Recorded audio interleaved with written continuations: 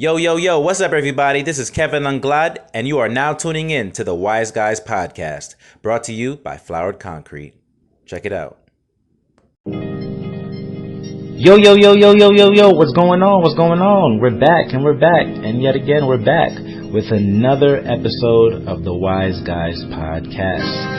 Ladies and gents of the Wise community out there, our good dear friend Mark Pruden is not available today. Mark got called in last minute on some business stuff, so unfortunately we do not have Mark today. But that is okay, because today on the Wise Guys Podcast we're bringing on a very, very, very, very close dear friend of mine. But before we bring him in, I just wanted to give a shout out. I wanted to give a shout out once again to both Anais Booker and Teresa Harrison.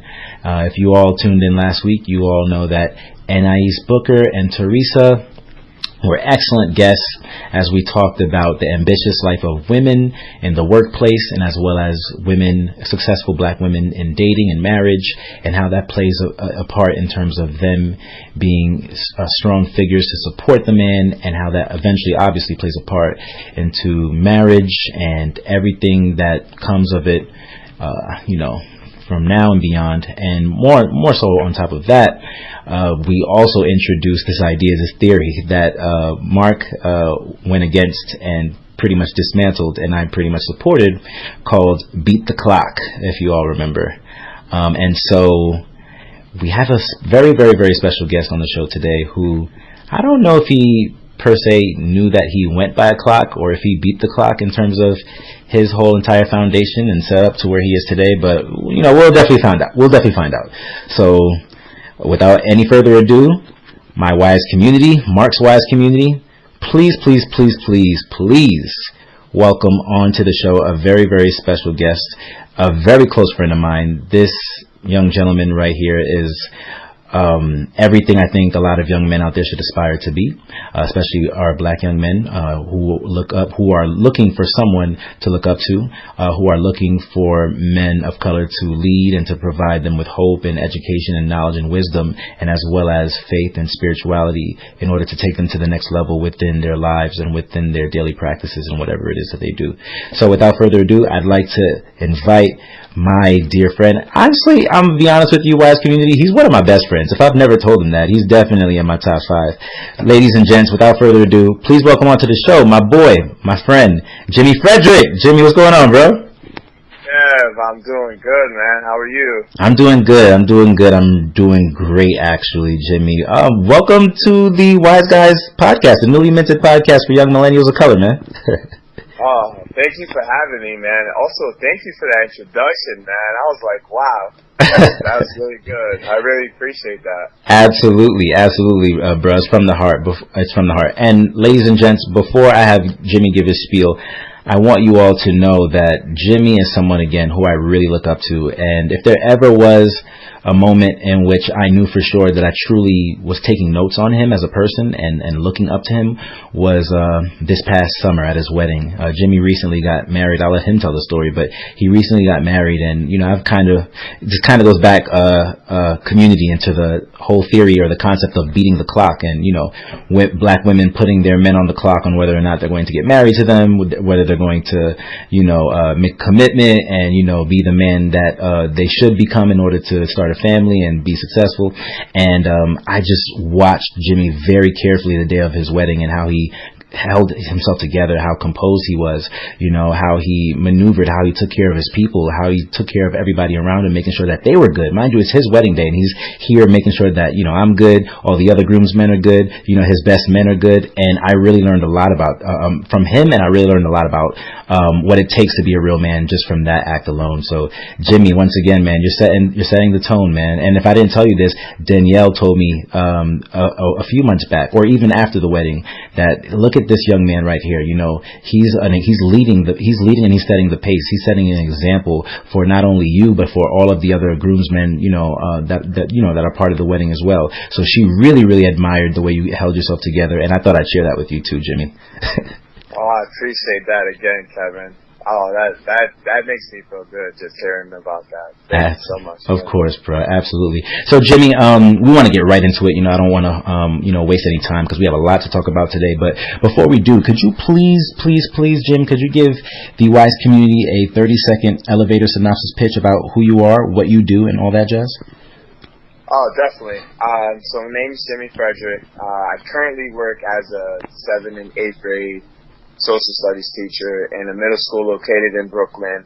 And my whole life consists of just my love for people. And professionally, like, I just love social studies. I love teaching it. I love, interacting with my students. And I'm just someone who's always taking notes, on people, and I'm just a learner, by nature. And I just, to me, life there's always learning opportunities. So that would definitely sum up who I am as a person. Man, Jimmy, that's excellent. That's excellent.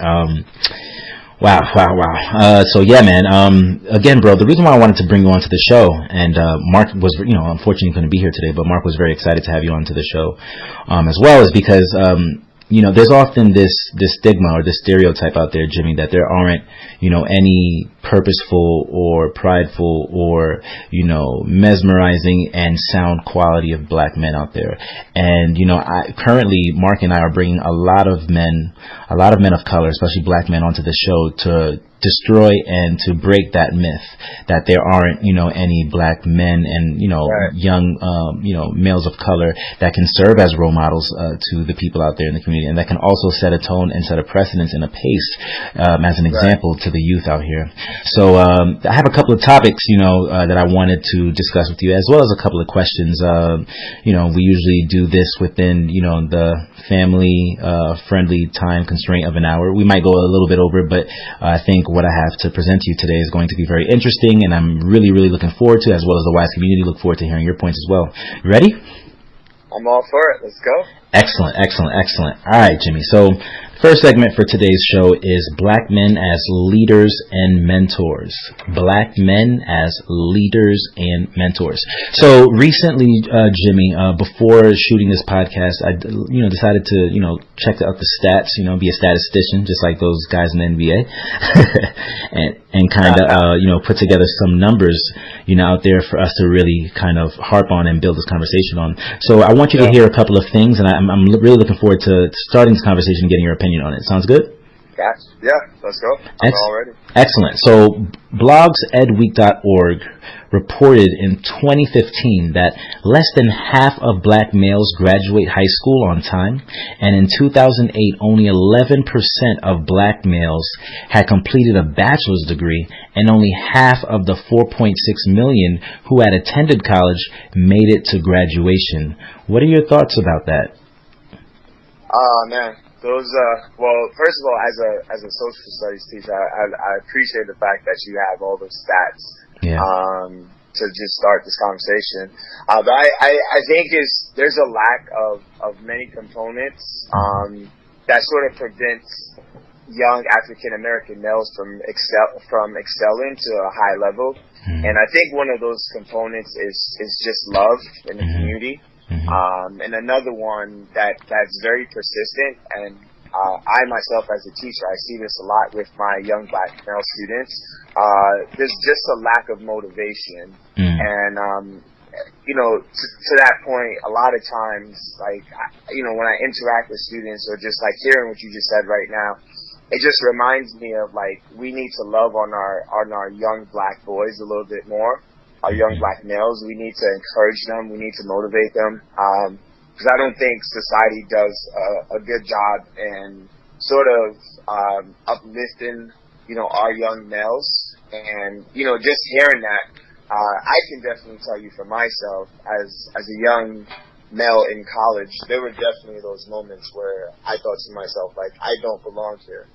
Because I could recall times just like sitting in my history classes, and I had classmates using these high level vocabulary words that I just was never exposed to, and just feeling out of place, just feeling like do I actually belong here?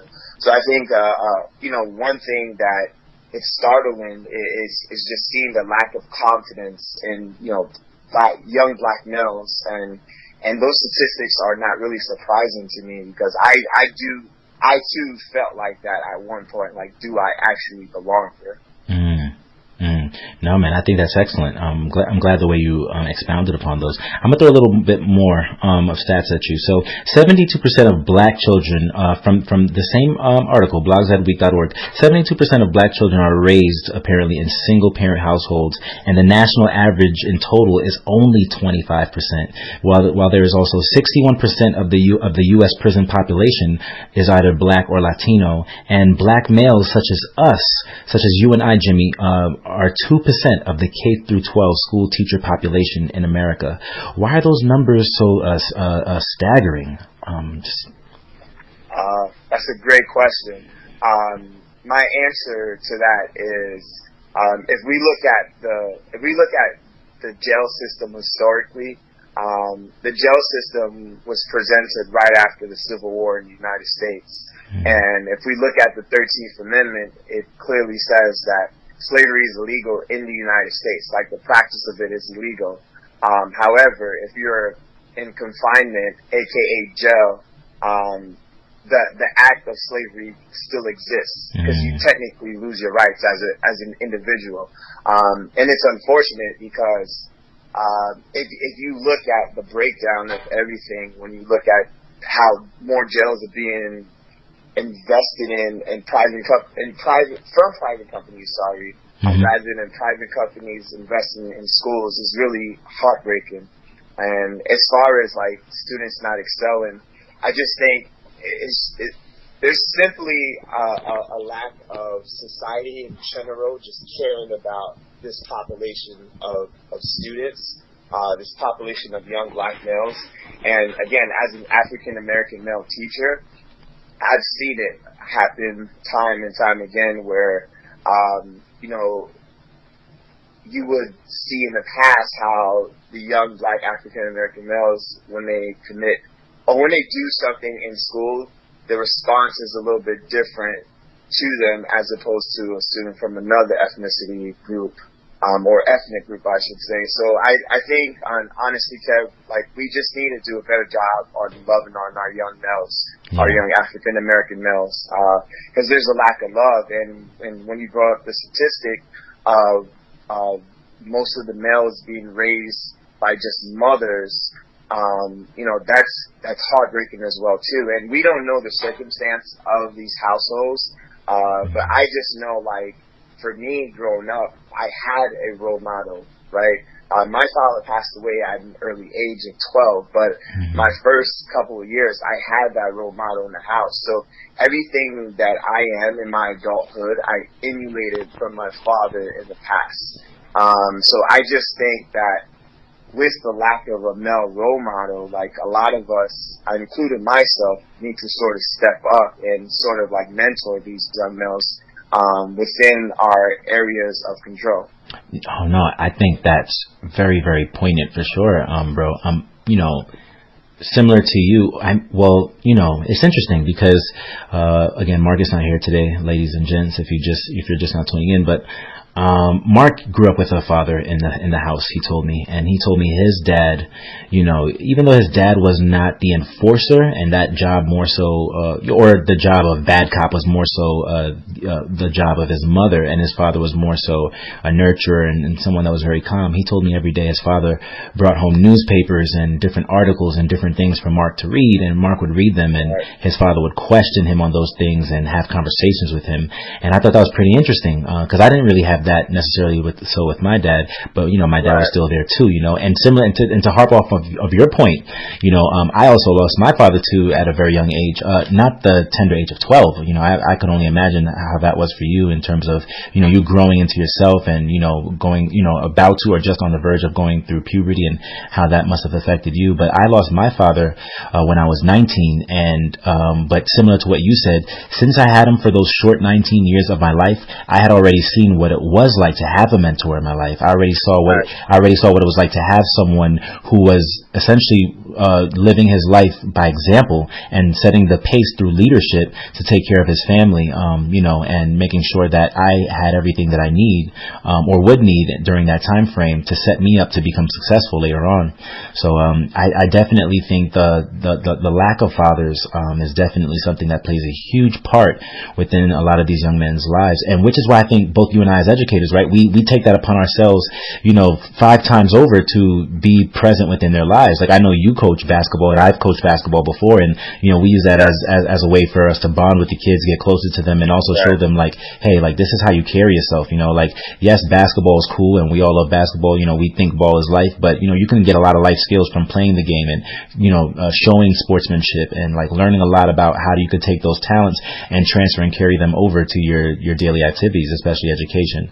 So no, I think that's really, really, really interesting, man. For sure. That's really, really insightful. So if you don't mind me asking you said something that I really wanted to harp upon. You said, you spoke in your response to me about black boys and how they are treated systemically within the system, whether it be through the school to prison pipeline or just like within the classroom itself. You talk about this notion of black boys not feeling loved or nurtured. Could you talk to me about how important it is for us to do our jobs as black male educators for them in the classroom, and what that means to them, especially since a lot of times, no disrespect to the profession, but, these boys themselves can experience racial bias from educators that don't look like them? Right. I think as black male educators, we need to, first of all, be role models in the classroom. Mm-hmm. And, it goes a long way. It's not just showing up. It's showing up and showing that you care about these young males. It's showing up and presenting yourself in a professional way. It's showing up and investing in these young boys. Because there's one thing to say like, hey, how are you doing? And there's another way of saying like, hey, how are you doing? Like, how's life? Like, talk to me. How can I help? How, do you need my advice? And I just think, that's what our young black males are missing. Again, my experience with my African American young males, it's a little bit different than my colleagues, because I oftentimes tell my students, like, even though like I didn't grow up in the same environment, I still understand the language. I still understand the vernacular. Right. Like, I still experience those kind of like upbringings. So for me, I come from a place of nurture. Like, I just want to love on them so much, but I always get like sort of a resentment, sort of like a wall, because I just feel like they aren't used to people encouraging them in a positive light. It's more of this like, oh, you're that student, oh, you're always giving that teacher a hard time. And like, when I speak life into them, you see this look of confusion on their faces. They just don't know how to take that in. So like, for me, I always make sure I set the trend. Like, I always make sure like, if I have that student who acts out, I make sure that I call that student's home, whenever they do the right thing, to enforce that, hey, Mr. Frederic is looking for the positive. I'm not looking for the negative. If you do that in that classroom, that's your option, but in my classroom, it's all positive. So, that's sort of how I address the young males. No, I think that's excellent. That's really good. That's cool. So for me personally, I served ladies and gents out there in the WISE community. I want you all to know, at this point in time, you all have come to know that, I'm an educator. I'm a teacher, by day, and then by night, I'm an adjunct professor. But I want you all to know that this young man right here, this fine young gentleman, Jimmy Frederic, was very instrumental and very impactful in my decision in becoming a teacher. When I was starting out and I applied and got accepted into the teaching Teach for America program, Jimmy allowed me to go into his classroom and observe his students to meet observation required hours. And in addition to that, throughout my whole entire first year, Jimmy and I stayed closely connected, whether it was through text, through call, or meeting up with each other whenever I left Hartford and came back to New York during the holidays and whatnot, to kind of catch up on life, and also to get a good game and good ear of wisdom about education in general. And so this man is hugely, like when I say highly responsible for me becoming the educator. Yeah, no, I mean it, bro. I'm not gonna sit here in front for the people. Like, I'm being dead honest with you, man. Like, you were definitely someone I could turn and talk to when I was lonely in the profession, especially being in a whole entire new state, for the first time in my life by myself with nobody to talk to. I thought it was very, very important to have that mentorship and that leadership, and you provided that for me. The reason why I bring that up is because, I wanted to, and you already know, Jimmy, you already know about this because we've obviously had conversations about this off air, but I recently took a break in terms of serving in the classroom full time. So again, I taught for 2 years through Teach for America at two impoverished, underserved schools within the city of Hartford, one being Simpson Waverly on the north end, and one being West Middle Community School, which is not in downtown Hartford, but it's like Middletown, like Midtown Hartford, but still very impoverished as well. And so I grew so tired, man. I was burnt out. I mean, don't get me wrong. I loved the boys and I loved playing basketball with them. I loved coaching them and I loved leading them in each and every single facet that I possibly could.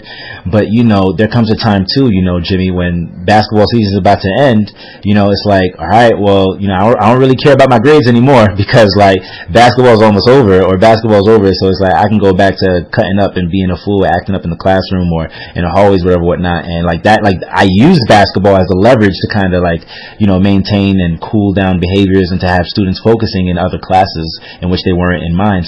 But it only goes so far. And so the reason why I bring this up, Jimmy, is because teacher burnout, especially for black educators, and more so specifically for black male educators, right? We only make 2% of the national average of the population in terms of teaching. So why does that happen, do you think, Jimmy? Why do you think that black male educators, go into the classroom and then on average they're usually done by year 5, year 7, year 6? And also too, if you do a alternate route to certification program that quickly allows you to teach, such as myself, you usually do your 2 years and you might be like, what, I don't think this is for me, man. Like, it's not that I can't do it, but it's too much. I'm burnt out. Why do you think a lot of black male educators hesitate, or they, as quickly as they get in, after they serve their commitments, they decide to leave and leave the profession? I just believe that it's a lack of support and on that end for the black male educators. The burnout is a real thing, and it occurs to everyone. And I think, unfortunately, when you hear that statistic that we make up 2% of, the average teacher, we're expected to perform at a higher rate than our average colleague. And it becomes daunting, and it does become challenging, because here you have this black male in the classroom, and now you're expected to be the voice of the kids, or to understand the kids a little bit better. But all of this is a learning process. Like, education is not something that you can walk into if you don't have the heart for it. Right. And the burnout rate is simply lack of support. It's feeling out of place. I mean, there's been times, and I see myself as an okay teacher, but there's been times where I've felt out of place. Like, man, do I belong here? And another factor to it is just it's a lack of resource. And unfortunately, when all those elements happen, you don't have a voice to go to in your workplace. Like, you result to burnout, and you try to excel on your own. You try to learn the culture of the school on your own. You try to manage behavior on your own, and you try to be that excellent teacher on your own. And there's nothing in life you can operate on or do on your own. Like, life is meant to be done in community.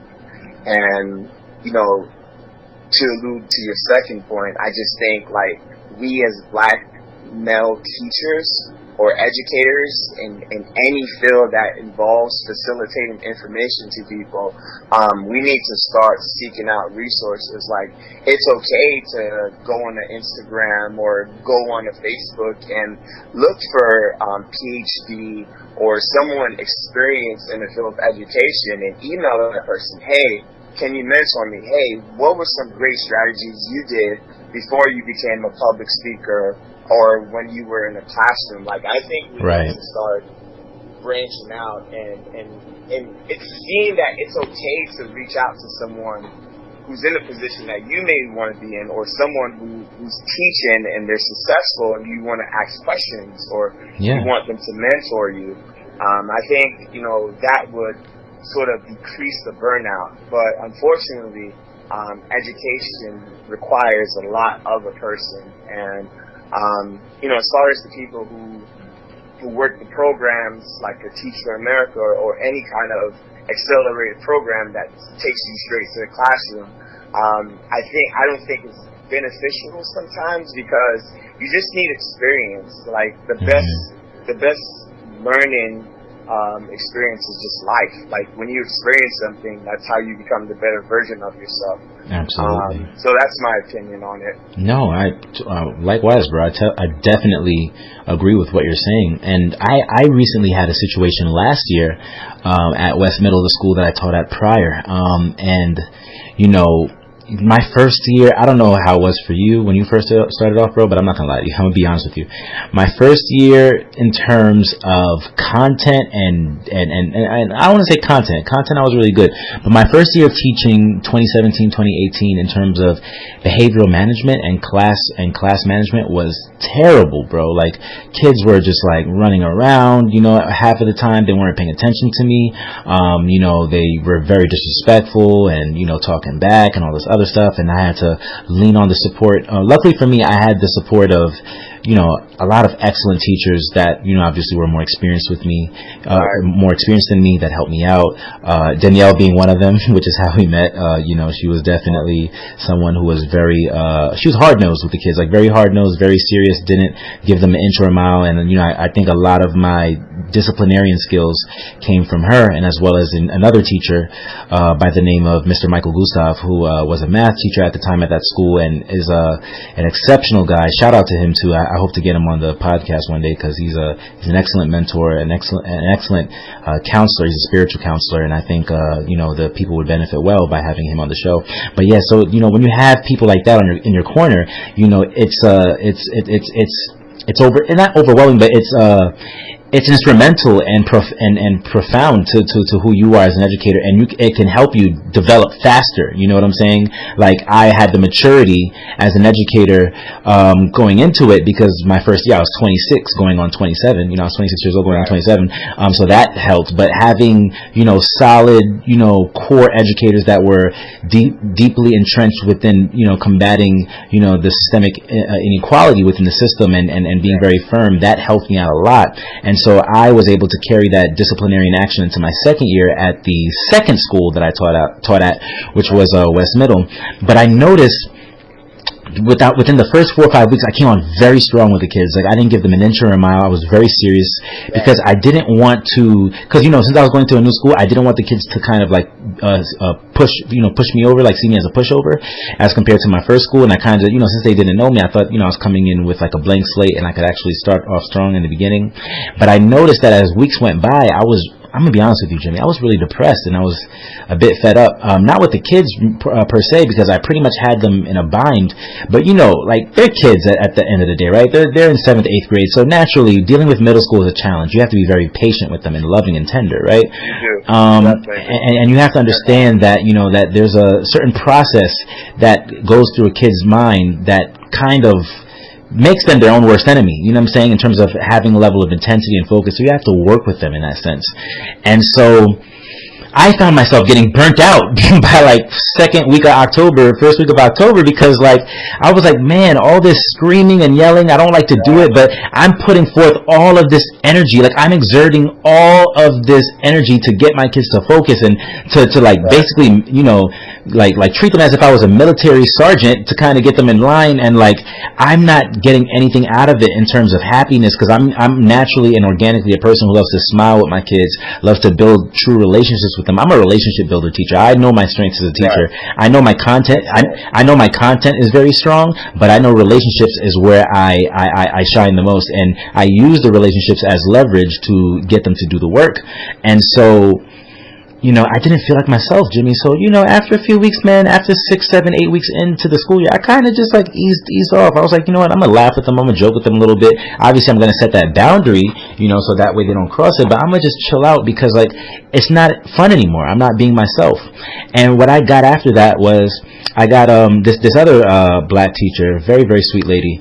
You know, I was talking to her one day. We had a really nice relationship, and she was like, I just want you to know, I can't say who, but some of the people around here, you know, they're thinking you're getting real soft on the kids. And I was like, why do you say that? And then they're like, you know, because the kids are, you know, running up and down the hallway, and they're acting a dang fool sometimes, and they don't see you out there yelling and screaming at them and like penalizing them and all this stuff. And I was like, ma'am, like, is it just my job to do it? Like, isn't this a holistic environment where all of us as educators should hold the children accountable?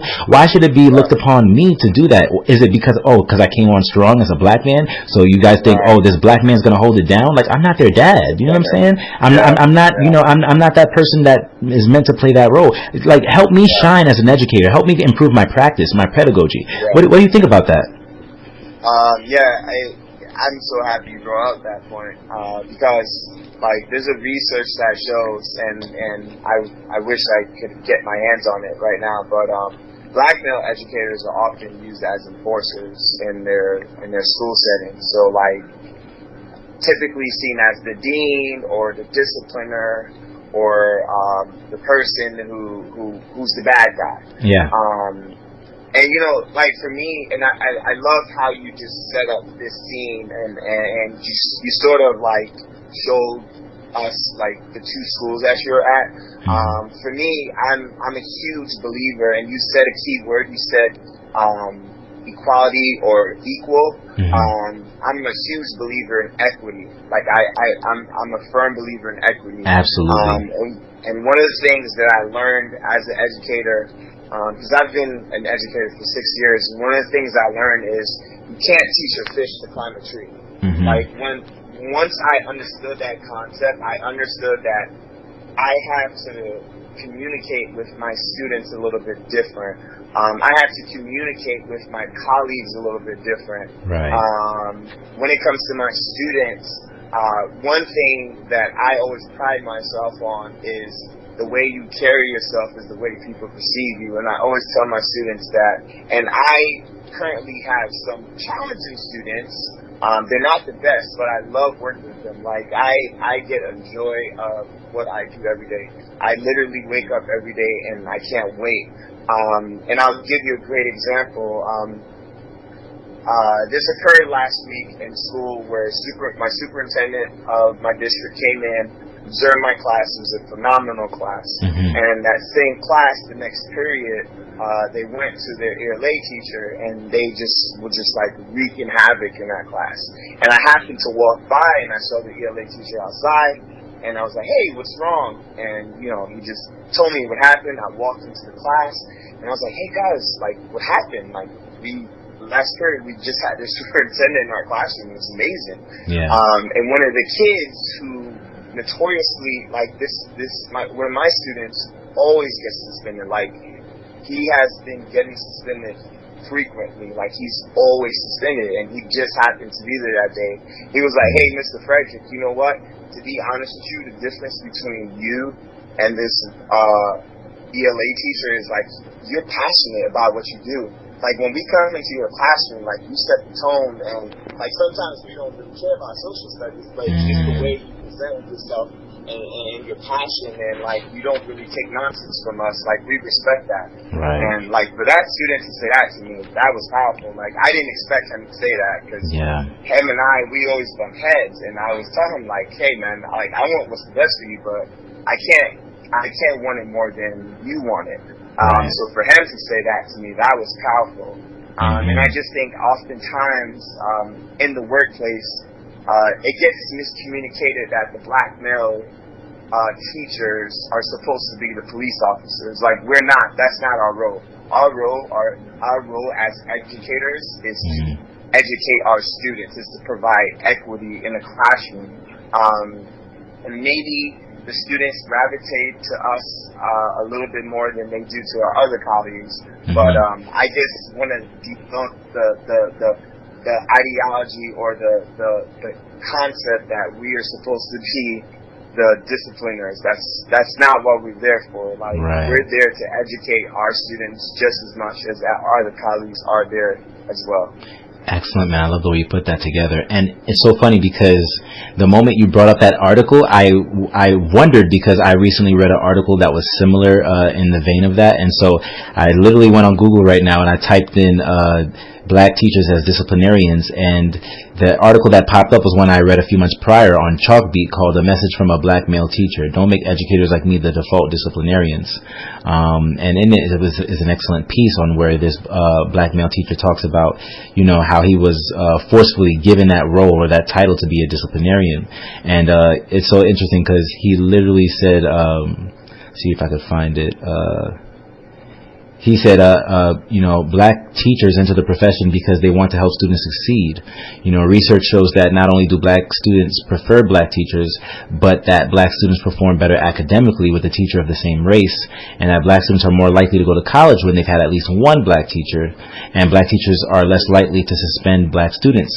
But then he also says, however, black teachers often leave the profession because they are seen and overused as disciplinarians while receiving very little support from administrators, among other reasons. So it's interesting. That's really, really interesting that you bring that up. You know, and then he also says black teachers are not the school's de facto disciplinarians. They are not the enforcers of school-wide discipline policy. They are not the default representative for all black people. If they go above and beyond for students, that does not absolve others from doing their jobs. I think that's true, man. Like, you can't absolve everyone else, whether it's, you know, the deans, you know, the behavior techs, and, you know, even the admins themselves from doing their jobs. It's like, yo, we could only do so much, man. Come on. Yes, I agree. And it's, you know, it's a tough situation, but we have to prevail as educators. Absolutely. Excellent. So if I don't know if I mentioned it at the beginning of the podcast, but wise community out there, today's episode segment is called Love Yours, Be You. All right, Love Yours, Be You. And so now we're going to transition and leave education and head towards our second segment of the day, which is Black Men as Family and Love Oriented. I'll throw another one in there: Black Men as Family, Love, and Spirituality Oriented. So Jimmy, this is a topic I've been itching to get my hand on for a while now. So often, more times than not, you know, how do I say this?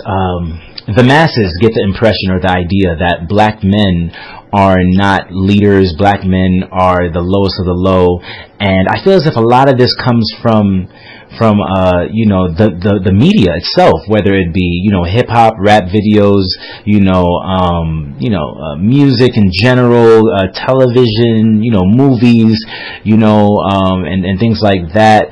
But then, you know, you have a lot of great men, such as yourself, myself, right, that are doing great work within their communities and that are, you know, definitely, you know, an exemplary model of what, you know, a role model should be.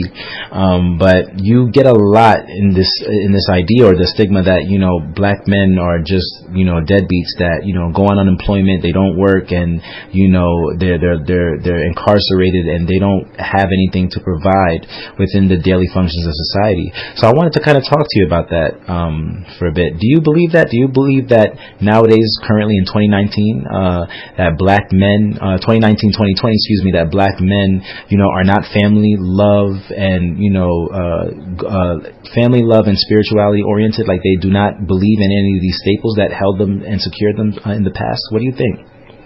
I actually don't believe in that. I personally know a lot of young black males who are in my age category currently, who value those aspects that you just mentioned of the family, religion, and spirituality. And I just think, again, that's another misconception, because oftentimes when we as humans, when we experience something bad, we oftentimes place that one person as the example of the entire race or the entire sex or gender of the individual. We use that one individual to represent everyone else, and I don't think it's fair to do that. I can only speak for myself. Like, I'm a firm believer in God. Like, I go to church every Sunday. I serve. And like, I grew up in church, but that's not the concept I'm trying to allude to. Like, I have my own personal relationship with God. Like, I believe, like, there are other males that I know who value family, who values spirituality, who values leading, and oftentimes, if they're not put in the right situation, they can't lead. And I have these talks because there's guys from the church that I attend that I talk to every week, and I'm just constantly checking in. And the common theme in our conversation is like, oh man, I'm praying for my wife. I know she's praying for me right now, and I can't wait to meet her. I can't wait to lead her. And these are brothers who are successful, athletic, and just like they're doing their thing, and I'm asking myself, like, what's missing. And I just think that oftentimes we get misconstrued with information of we sort of stereotype, or we sort of place a label on a group of people that should place. Are the people not doing good things in life? Yes, there are, but there are also successful young black males who are doing amazing things. And I think the lack of that is we need to just simply start networking now. Like, Kevin, if you know somebody who's awesome, I want to know that person too. Like, absolutely. I want to know, hey, how did you get there? Like, what is your secret? Like, what was your work ethic? Like, and I believe, like, that's how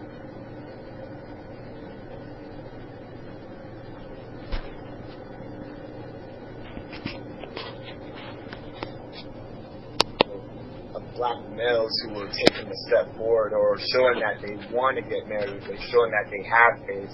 I think we just need to align ourselves with the right people to change that narrative. Absolutely. So I actually, man, there's so many ways, there's so many different directions and avenues we can go with this, but I actually want to play devil's advocate with you for a moment, Jim, if you don't mind. So as you all know, as we all know here, that we were very, very proud and very prideful and absolutely just, again, just amazed and we felt marveled by the ascension of Senator Obama, who eventually became our president of the United States, former President Barack Obama. And oftentimes people like President Obama, or LeBron James or Steph Curry, men that are heavily scrutinized and very well put together, but they're carefully surveillanced and in the spotlight. Oftentimes because no bad negative news has come out against them that would bring down or falter down their image. It's often been said that why can't our black men look towards these figures or replicate the success of these figures to be family-oriented men, to be leaders, to be driven in goals and purposes in order to make a life with their spouse, and as well as build something for their children.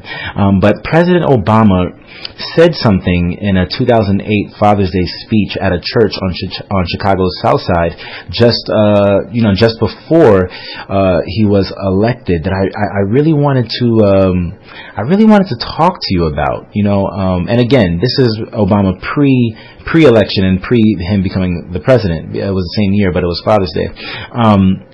But he said that too many black fathers are missing from too many lives and too many homes.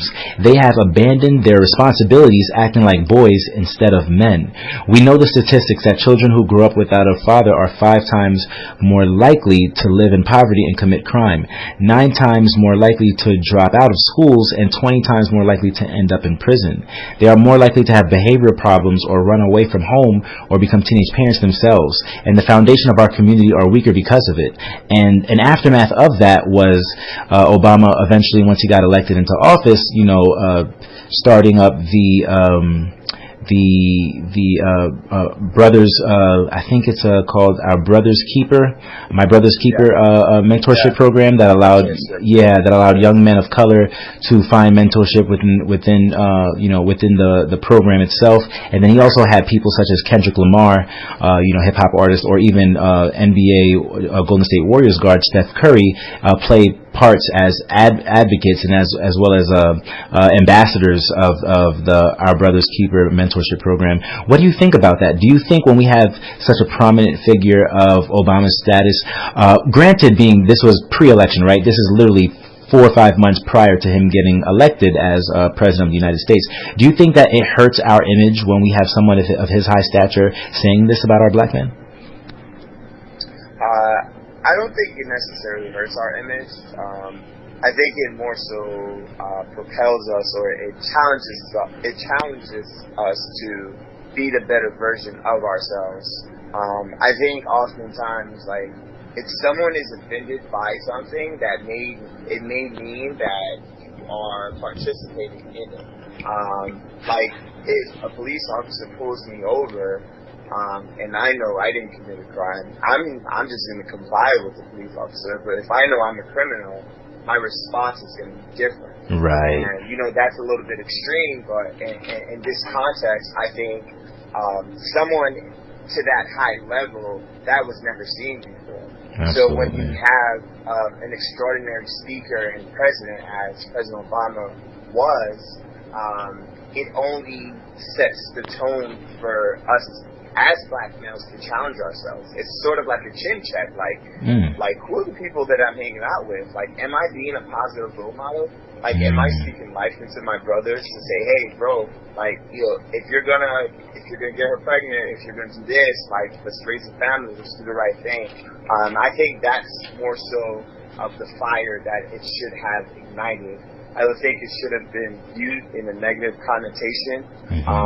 And again, just to play devil's advocate, you do have people, black males, who are not doing the best thing.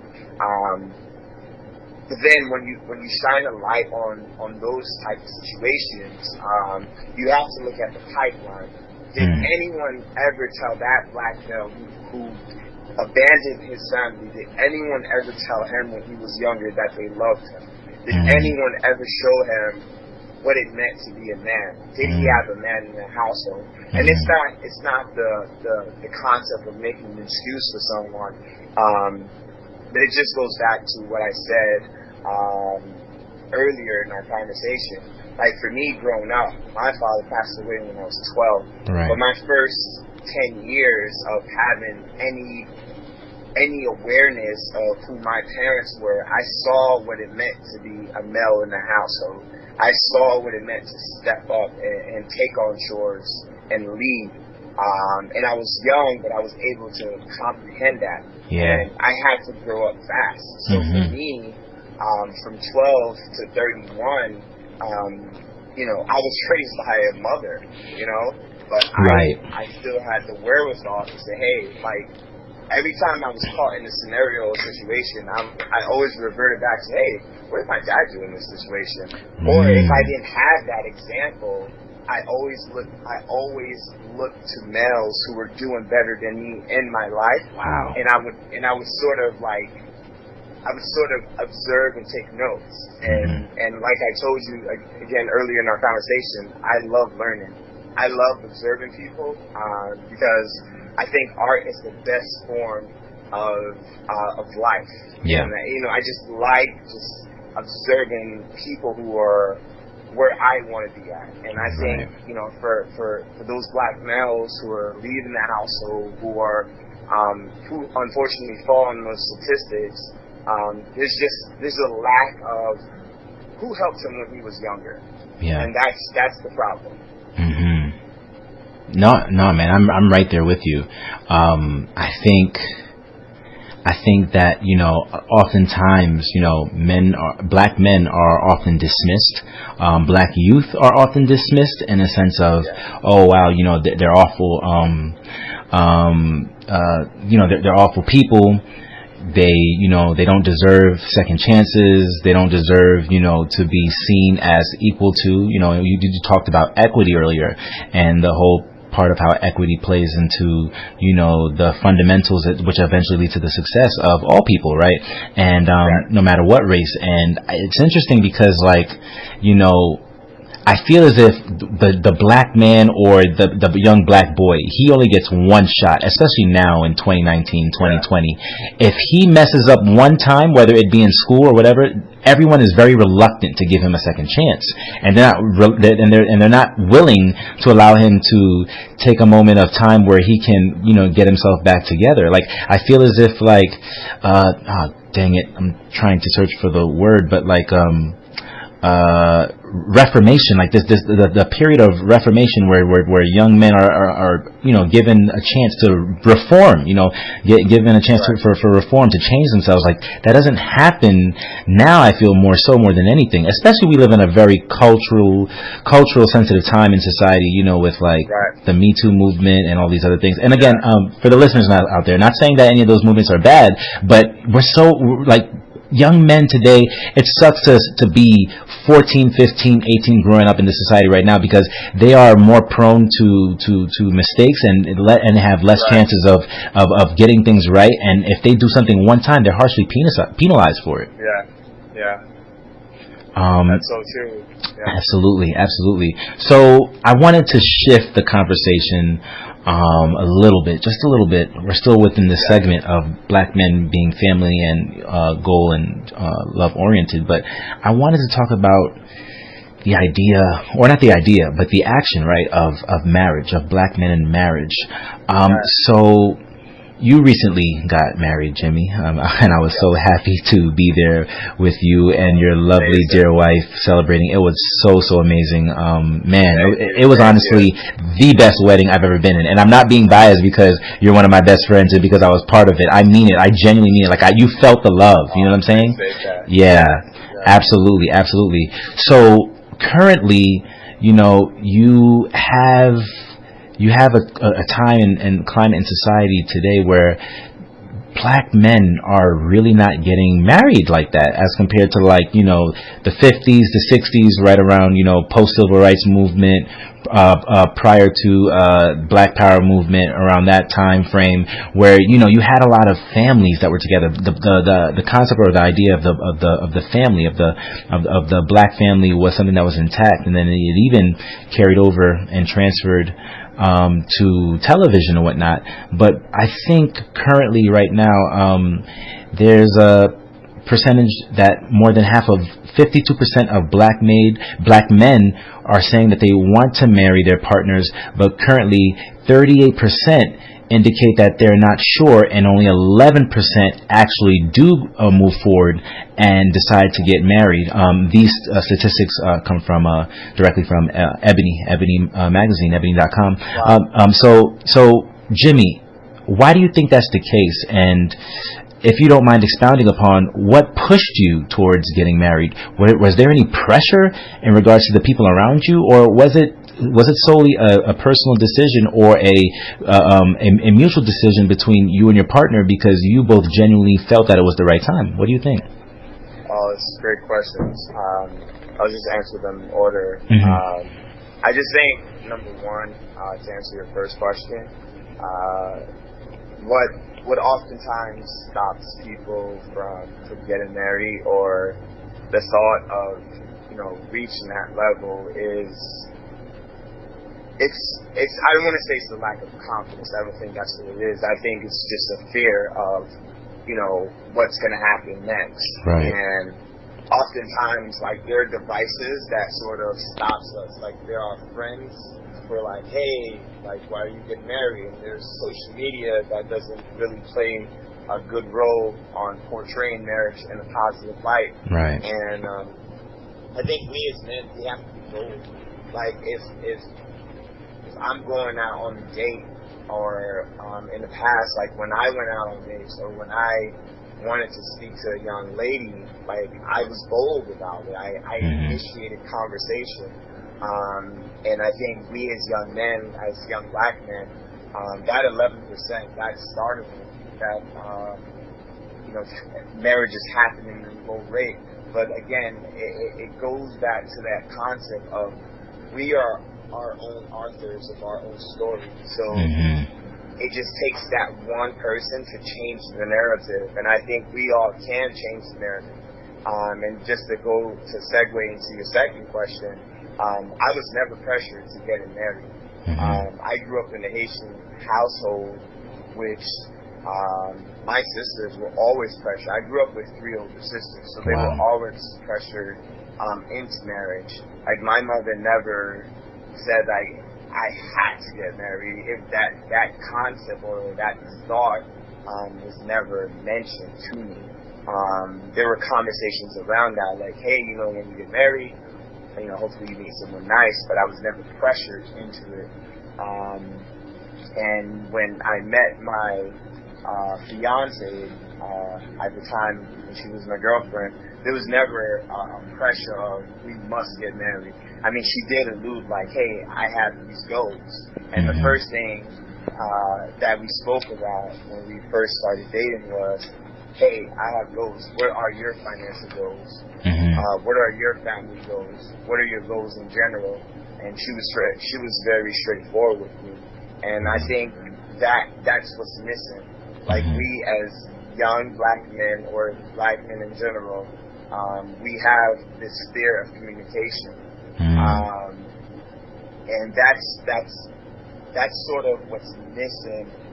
That can help ignite or just sort of like push for marriage. And I think, like, in my situation, I was never afraid. Like, I knew I was always different. Like, I grew up with friends who were like, I don't want to say anti-marriage, but the thought of it was comical to them. And what was so powerful, just to go back to your point of my wedding weekend with my wife, those same friends who were like skeptical of marriage, when they experienced that whole the whole weekend of me getting married to my wife, like it was breathtaking for them. Like, they did not expect to hang out with those groomsmen who were doing amazing things in their lives. They didn't expect to experience all that love. And that was the first time, like, they saw me in a different element, because I was always seen as the good guy in my group of friends. But they never seen it to this magnitude. So I think for me, I always told myself I have to change my narrative. Like, I'm pro marriage. Like, I always knew growing up, like, I wanted to marry someone who complimented me. And I always wanted to partake in that. Like, I was always for that.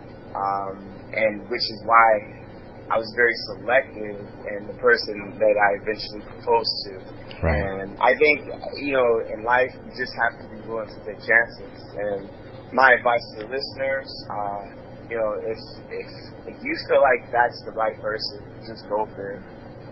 Absolutely. And to add to your point, Jim, I mean, I know I already mentioned it earlier at the beginning of the show, but I was one of those men. I was one of those men that was, like I told you before, I was blown away, like, just watching, and I don't know if you realized it, but I was watching and observing you the entire weekend, especially the day of your wedding day, just seeing how you carried yourself, seeing how you, spoke to your fellow, your groomsmen, seeing how you spoke to your best men, and seeing the way you checked in with people. I'm like, man, this is this guy's day, and I'm sure he's nervous about this whole thing right now, but look at the way he's moving with grace and with an anointing on his life to make sure that everyone is satisfied, feels comfortable. The entire weekend, actually, you were like that, from just chilling, at the house and, playing music and just having a good time, making convo with everyone. But like, I really, really took something away from that, man. And if my girlfriend too, if Danielle saw something in that speaks volumes, man. I think that speaks volumes about who you are as a person.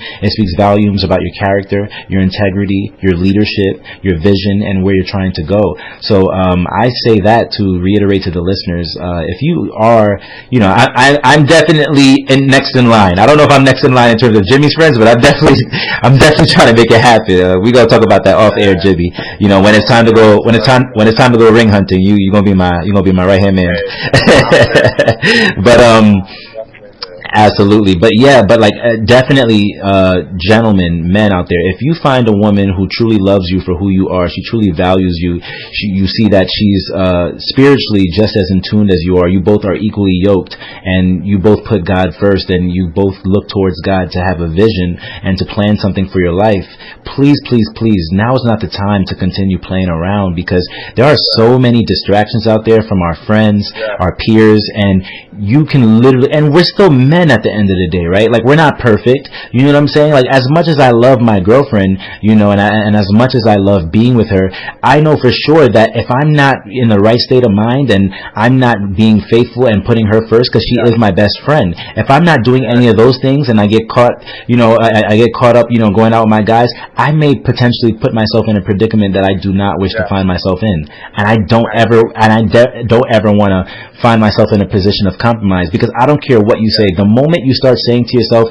oh, you're stronger, you're better, and not saying that you can't say no, you're not disciplined, that's not what I'm saying, but the moment you start saying, oh, you know, I can control, no, there's no such thing. Like, we're men at the end of the day, you know, we have, you know what I'm saying, we have feelings, we have urges, we have all of these things, and the best way to prevent, you know, any of those things from happening, in addition to, you know, avoiding those situations, is disciplining yourself and knowing not to put yourself in certain predicaments, because unfortunately, whether there are closest friends or not, we still have a lot of men, and I'm not just speaking for Jimmy and myself in general, I'm speaking for all men listening to this podcast right now. You still have a lot of men out there that have friends or acquaintances or associates that, you know, are not as mature or not there mentally and emotionally and spiritually where they need to be, and these are the people that constantly don't understand what you're going through, your path, your vision, and they're constantly trying to bring you back down. So we have to be smarter than that, man. We have to be wise guys,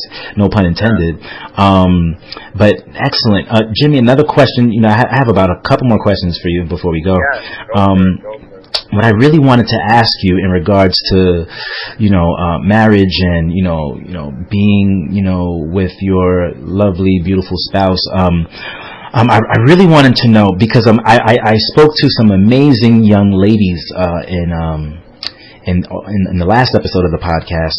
If you haven't gotten a chance to check out The Ambitious Life of Women featuring Anais Booker and Teresa Harrison, please be sure to go check that out now.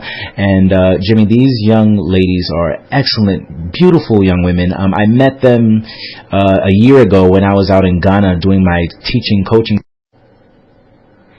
Yeah, and these young amazing ladies shared, you know, just a wealth of knowledge, and they moved around with grace and a poise that, you know, I couldn't fathom and understand at the time, because they were just excellent. You know what I'm saying? They were just truly, truly incredible. And the more I got to know them, the more I got to realize, wow, like, you know, there are a lot of women of color out here that want to get married but haven't encountered the right one, you know what I'm saying? And they haven't come across the right man who can, you know, who can totally, you know, equally match what they have to bring to the table. And so the reason why I say this is because a point that was brought up yesterday to them from this article in The Guardian was by the writer.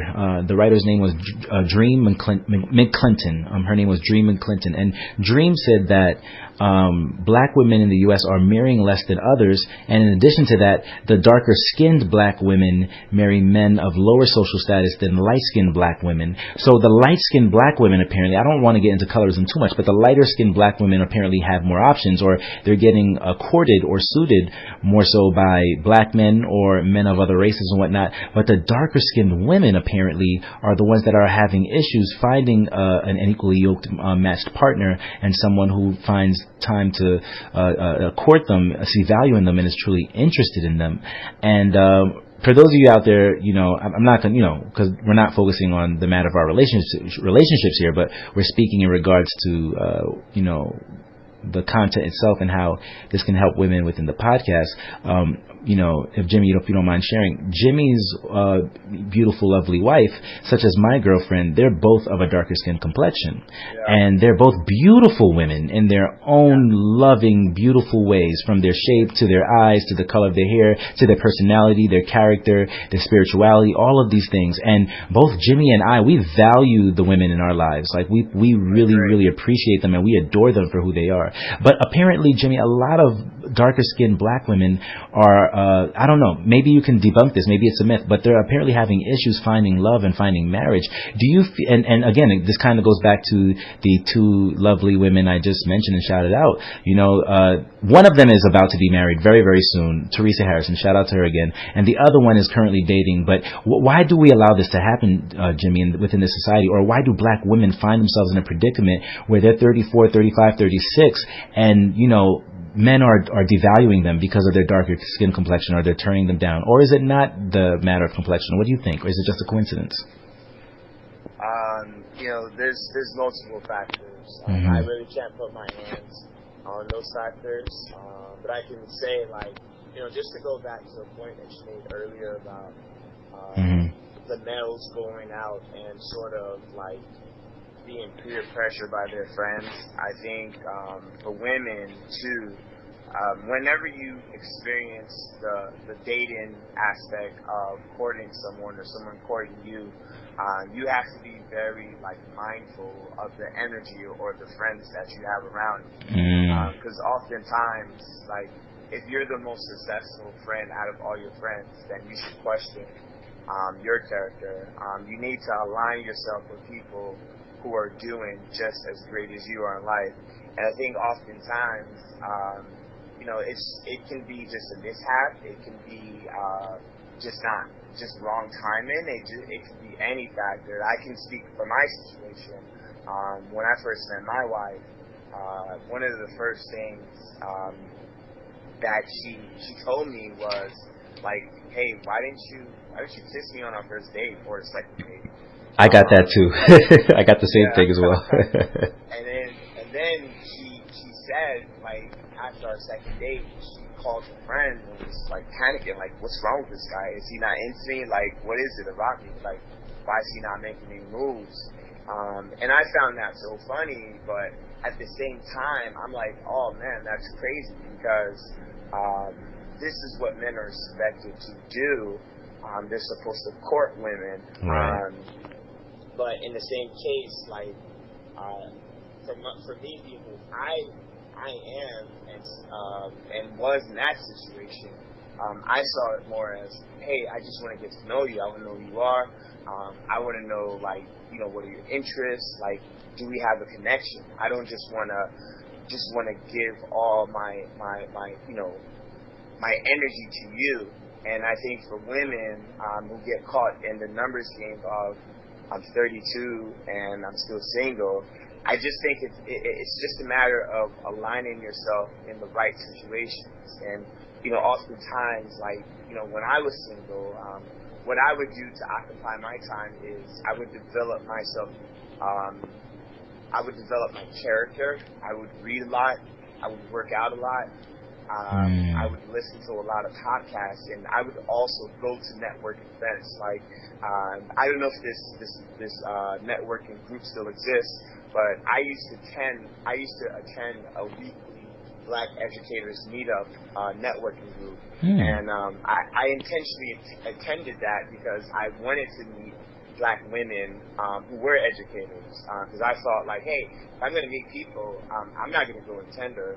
I'm not gonna go on, the other dating websites. I'm gonna go and I'm gonna be intentional of who I want to meet. Absolutely. Because my intention was to meet someone who was an African American woman who was a Black educator. And I don't look at skin tone, and I think it's a society thing that light skin, you have a certain physique, you're more attractive, and I think it's a bad image, it's a bad concept to feed our children, but unfortunately it happens.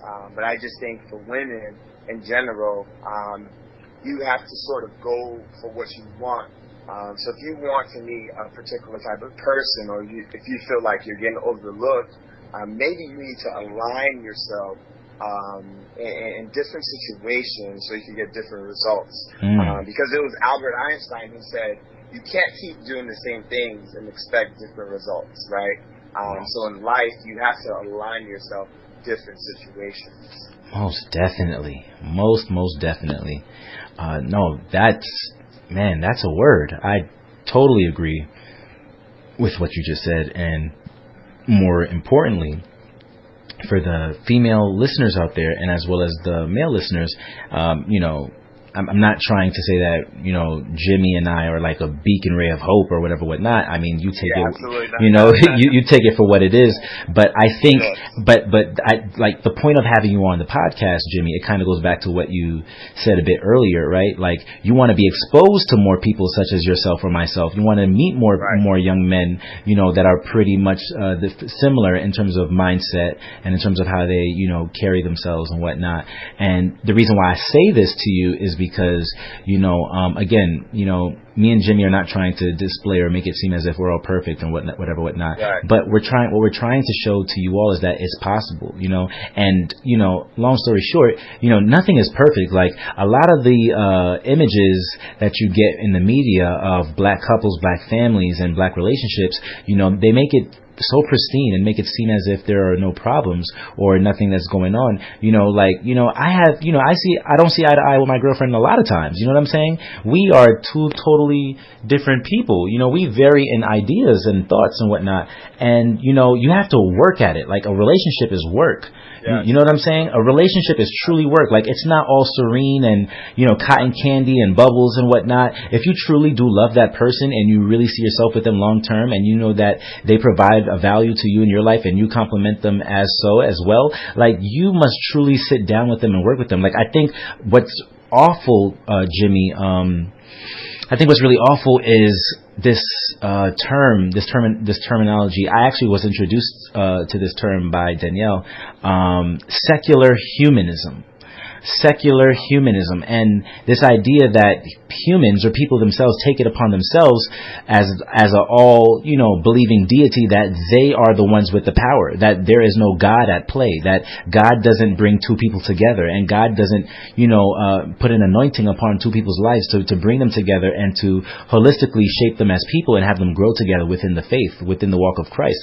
And like, I say that to you, Jimmy, because how many times do we often see in celebrity culture, these two people got married, Big Sean is dating this person, or this person is dating that person, then all of a sudden they break up, they're married, they're divorced, they're married, they're divorced. Yeah. Like, that's not what marriage was, that's not what God bestowed marriage upon us. That's not what marriage was intended to do, and if you don't have no goals and no vision in place, and you don't put God first in your relationship in order to orient and as well as provide the landscape and shape out what you guys hope to build, and as well as what God has planned for you all, then it will never work out. Like, you'd really need to prioritize how God will play a part within your relationship, and as well as you as a person. Before you get with that person, make sure you're good.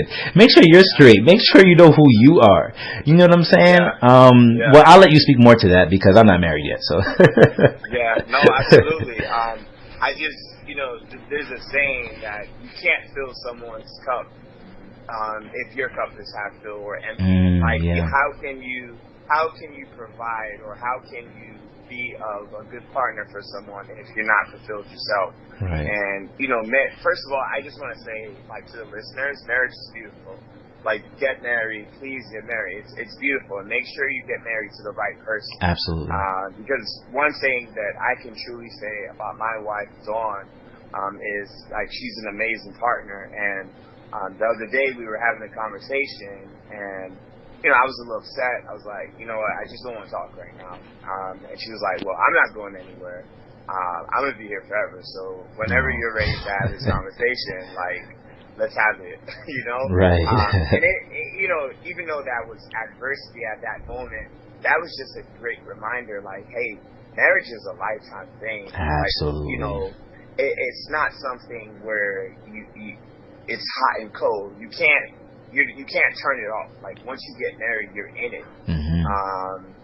And it's just like anything you do in life. Like, you know, if you want to get physically fit, you don't work out one day and see results. This is like years and years of eating right and having the great diet and having the great workout regime, right? So, you know, just to go back to your point, I just think like for us, we have to value that you can't create your own destiny. Like, we have to get that mindset out, because oftentimes, like, you know, and I've been guilty of it. There's been oftentimes in the past where, when I was dating, I was like, man, she's the one. I know she's the one. Like, we're gonna get married, and God is like, no, that's not the one. And I'm like, no, she absolutely is the one. And it didn't work out. The situation didn't work out, and one thing that I would say, and just to go back to my point of earlier when, you know, I mentioned like, hey, maybe the women need to align themselves in different situations. Maybe you do need to go to a networking event. Maybe you ask your girlfriend, hey, do you know any cool like brothers who are like single? Like, you know, maybe you put yourself in those situations. And one thing for me, growing up is I was always, and I still am, an intentional person. I'm intentional on many levels. Like, I knew when I was going to propose to my wife. Like, I knew, you know, when I was going to buy the ring. Like, I journaled everything, and I wrote everything in the diary. And before I met her, I was very intentional, because I remember praying to God, because I got out of a toxic relationship, and I was like, you know what, this dating thing is not for me, and I'm just gonna work on myself, which I did. I worked on myself, and I remember praying to God, like, hey God, like, you know, if you're gonna give me this, like, I just ask that you just give me someone who's well-rounded, who believes in the faith, right, who walks in the faith, and it's just like, just could like teach me life, right? Right. And vice versa. And I kid you not, 3 months later, on a dating app, I met my wife to be. You know, it happened unexpectedly, because I wasn't looking for a relationship. I was just looking to date. Right. So I think that whole intention of, hey God, like, you know, if you're gonna align me with someone, like, I would hope that you align me with, you know, someone who's walking in the faith, and someone who believes, and someone who's well-rounded. Right. And that's what happened. Like, I met my wife to be. So that was amazing. That's excellent. And if you don't mind me asking you, you know, which dating app are you talking about in particular? You want to provide the secret sauce for the audience? Maybe they'll, you know, find themselves lucky? Well, there's so many dating apps now, but the dating app that I used at the time was called Plenty of Fish. Yes. Yes, I remember that one. I had an account too. I'm not gonna lie. Back in the day, 2012, 2013, I had a Plenty of Fish account. But you know, it's interesting that you say that, because, you know, I've never tried online dating because I've been afraid of it. And that probably, well, I've tried it in a sense, but I used it more so to look. I didn't really take the next step to actually, you know, try to contact anyone that I thought would be a good fit for me. But I've never really used it because, again, I was hesitant and a bit afraid. And I've always been a person who has been grounded in, I'm going to meet someone, you know, within the same spaces that I maneuver in, whether that be work or church or school, whatever, whatnot. So for me, you know, I met my girlfriend, you know, again, as I mentioned earlier, through work, and things have been working out great. But I think what you're saying is interesting, because it just goes to show that you never know when you may potentially meet that the significant other that will be the person of your dreams, or the person that you're meant to be with. And it doesn't always mean that it's going to be the same thing, right? Whether it's work or online, it could happen in all different types of fashions. But I think that's really, really, really important to know. Jimmy, I want to be really respectful of your time, and at this point in time, we've come down to the final segment of the show. All right, so now as we wrap up the show, you know, please be sure to send comments, questions, and concerns to us. You know, you can email us at wiseguysnyc@gmail.com. You could DM us, or you could drop a comment, within the description and the posting of this episode. And I'm also going to give Jimmy's handles momentarily at the end of the show. But before we do, so we're segueing into our final segment, which is Black Men in the Near and Distant Future. All right, so Black men in the near and distant future. So within the realm, or within the concept of Black men in the near and distant future, Jim, what is your, so we're heading to our final segment, which is word to the wise. So what would your, matter of fact, I apologize, Jim, how foolish of me. I'm usually the one who starts off word to the wise, and then I let our guest go last. So let me start off. So with our word to the wise segment today, I'm going to provide 2 words to the wise for today, if you don't mind. So due to the fact that we broke up this topic of loving yourself in 2 different sectors, 2 different segments, the first one being Black men as leaders and mentors, and the second being Black men as family, spirituality, and love-oriented, I'm going to give 2 words to the wise. My first one is locale. And the reason why I choose this word locale is because it stems from the word or the root of local. You know, you don't always have to look towards a LeBron James or, you know, a Steph Curry or a Kendrick Lamar, J. Cole type to see value in that person as serving as a mentor or as a big brother figure. There are many people in society, such as Jimmy or as myself.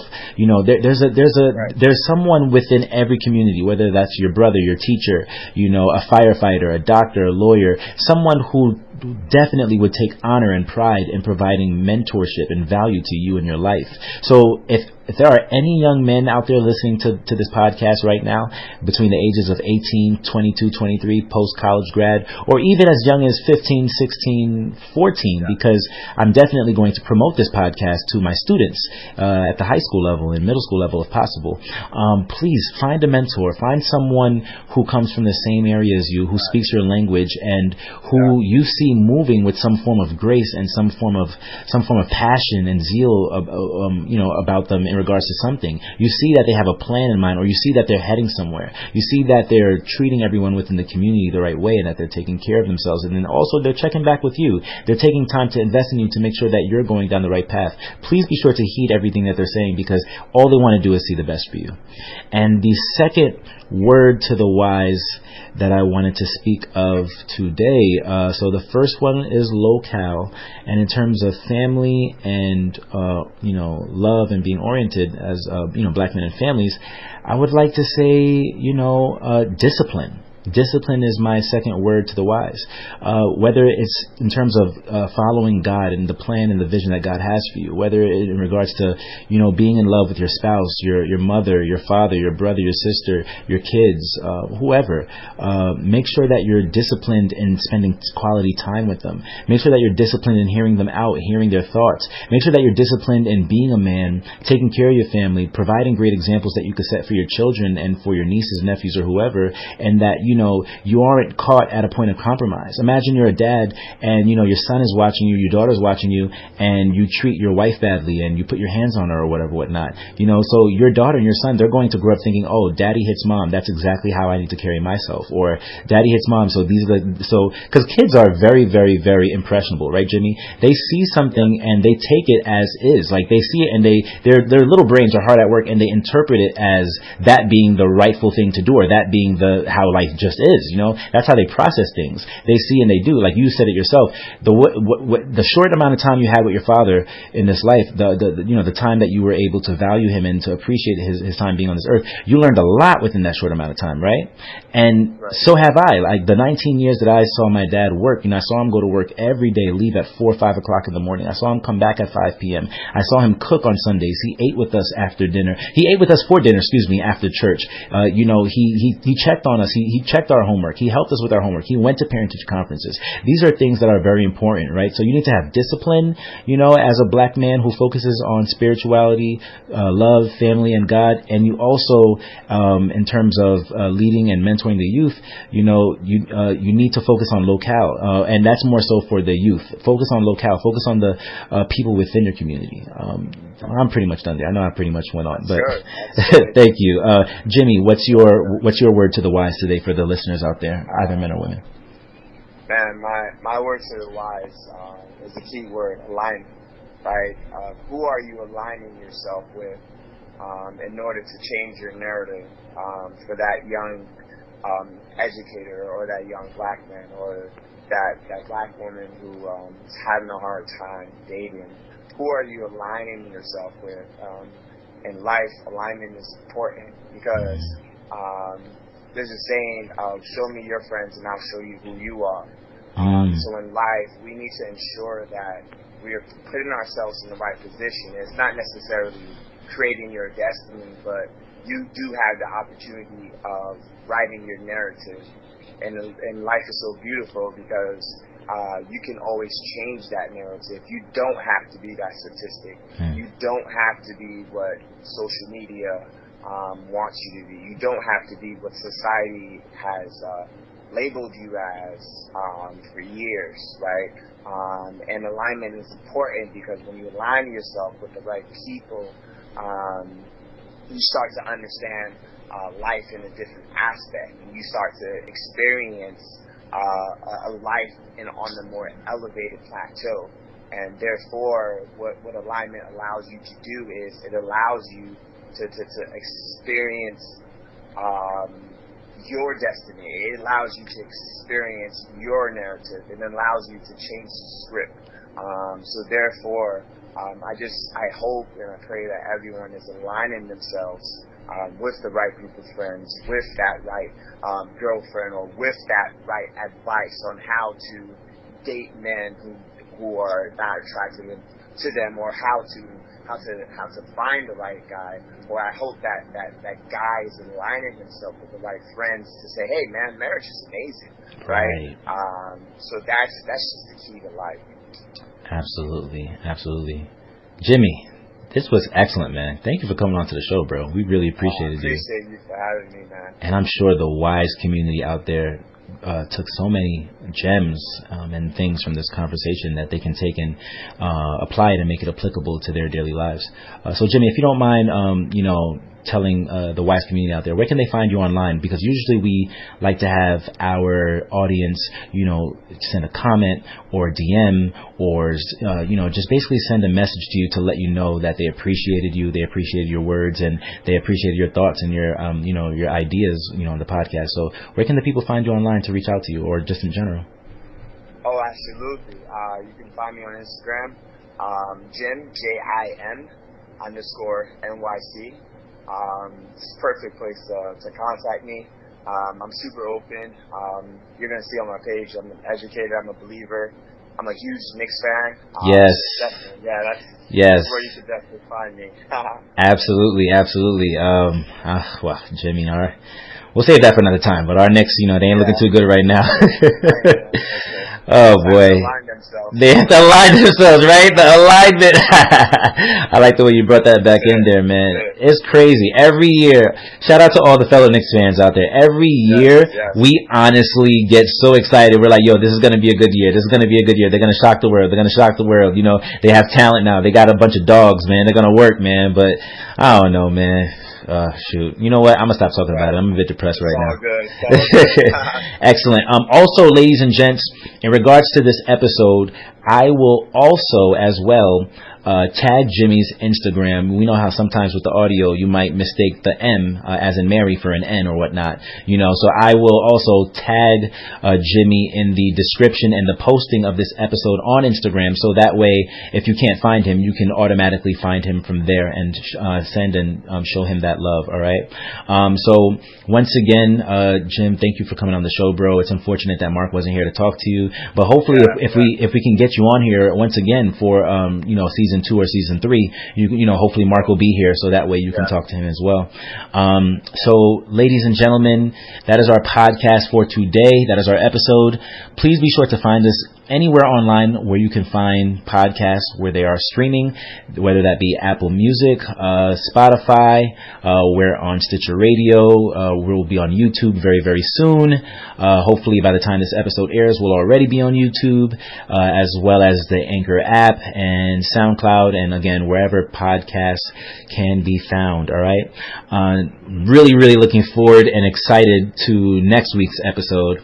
Episode 8 is called The Businessman, and it it kind of goes back to what Jimmy said, right? You know, if you have a friend or I have a friend that I, you know, truly admire, you know, I want to meet that friend. You know, I want to see who that person is. I want to get to know them. You know, I want to meet more people like this person. And I usually don't shout out and tell the audience, you know, the wise community out there, who our next guest will be. But since Jimmy knows this person very, very well, and this is one of Jimmy's closest friends, you know, the next episode, episode 8, which will be airing next week, The Businessman, with me and Mark, will be featuring, soon to be my guy, but definitely Jimmy's guy, Gene Yao. We have Gene Yao coming onto the show next week, and he's definitely going to be sharing a lot of lovely gems for all the businessmen out there that you all would love to hear. So again, that is our show. We thank you for tuning in, and yeah, we appreciate y'all. So as I said at the beginning of the podcast, this is your boy Kevin Anglad, and we are joined by our very special guest, Frederic.